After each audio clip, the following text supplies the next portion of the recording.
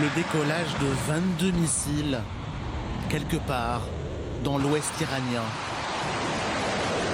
L'heure de la vengeance, cette nuit, contre l'Amérique. Images reprises en quasi-direct par la télévision d'État iranienne, qui filme aussi des citoyens en liesse dans les rues de Téhéran.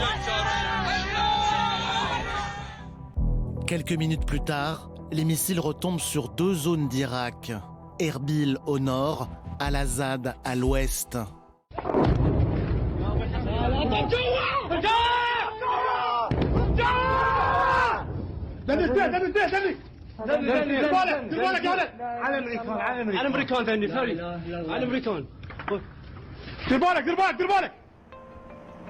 Deux endroits qui abritent des bases américaines. On ne connaît pas le bilan des dégâts, mais très vite, le président Trump tweet que tout va bien. Ain al-Azad a été le plus important hub d'acheminement de troupes et matériel dans la lutte contre Daesh. En 2018, c'est là que Trump a effectué sa première visite à des soldats sur un théâtre de guerre. Ain al-Azad est un symbole.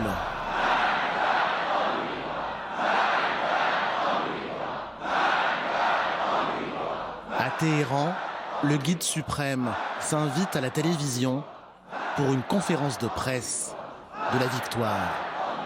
On leur a donné une gifle en pleine face. Mais ces actions militaires ne sont que le début de la vengeance.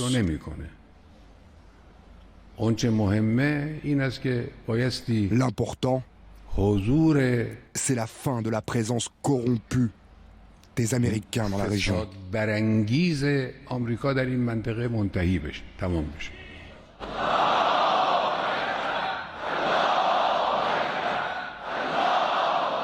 À chacun son rôle.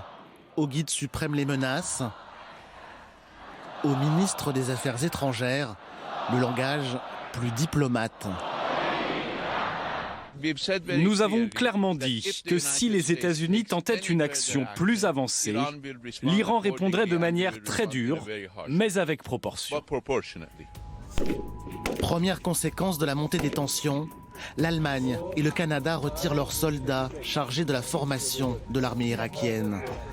Ils les transfèrent au Koweït. L'OTAN suspend aussi ses opérations d'entraînement.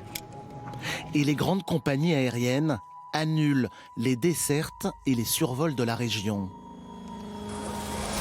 Drame sans lien apparent avec le conflit, la chute d'un Airbus ukrainien cette nuit dans la banlieue de Téhéran. A priori une panne, bien que l'appareil ait passé le contrôle technique 2 jours avant. Bilan 176 victimes, aucun survivant.